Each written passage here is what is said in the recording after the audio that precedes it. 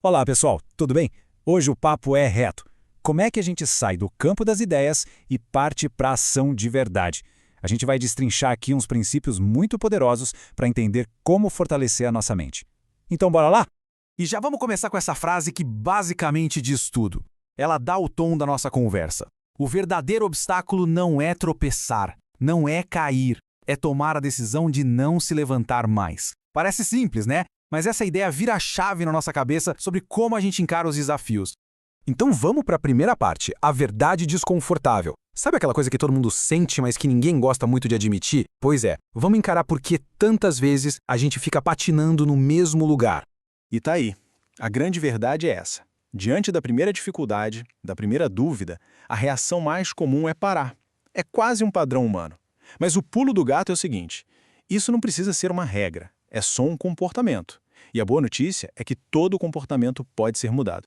Agora, olha que interessante esse contraste. De um lado, está tudo aquilo que o nosso cérebro busca por instinto. Conveniência, conforto, o que já é familiar, o famoso quentinho. É seguro, é fácil. Só que do outro lado, vem a realidade inevitável. Toda transformação de verdade, todo crescimento para valer, só acontece em um único lugar, fora da zona de conforto. Não tem escapatória.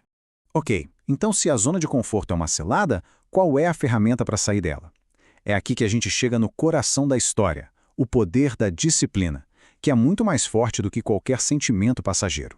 Essa comparação aqui é genial. Pensa só.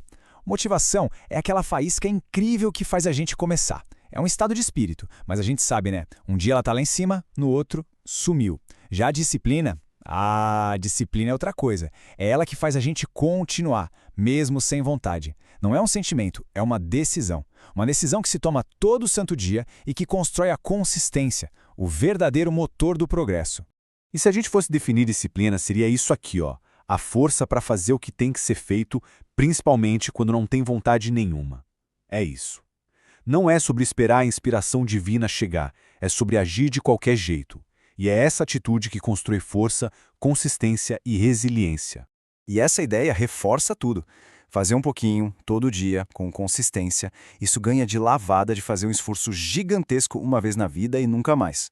O que constrói o resultado de verdade é a rotina diária, e não o ato heróico de vez em quando. Beleza.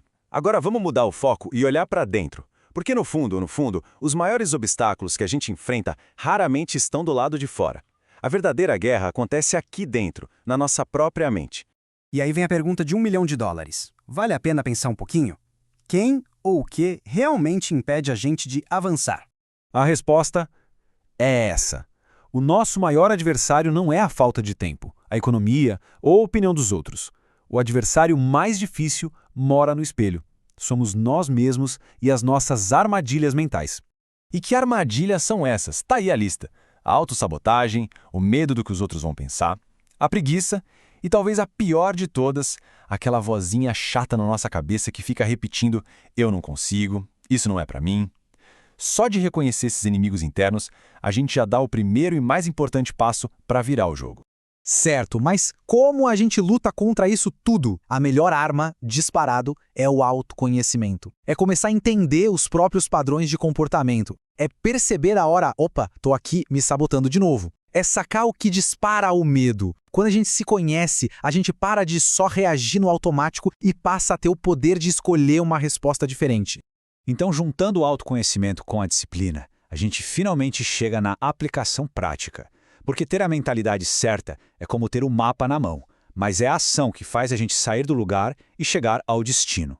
E o processo é mais ou menos esse aqui. Primeiro, simplesmente comece a agir. Segundo, e isso é crucial, entenda que errar faz parte do jogo, você vai errar. Terceiro, aguente o processo. Vai ter dificuldade, vai ser duro. E quarto, use cada erro, cada tombo para aprender e melhorar um pouco mais. Não existe atalho, o caminho é esse. Cara, essa metáfora é poderosa demais. Ela diz o seguinte: a gente tem total liberdade para escolher se vai plantar as sementes do esforço, da ação, da disciplina ou não. A escolha é nossa. Mas, uma vez que a escolha foi feita ou não foi feita, a colheita se torna inevitável. A gente colhe exatamente aquilo que plantou. Simples assim. E isso conecta tudo.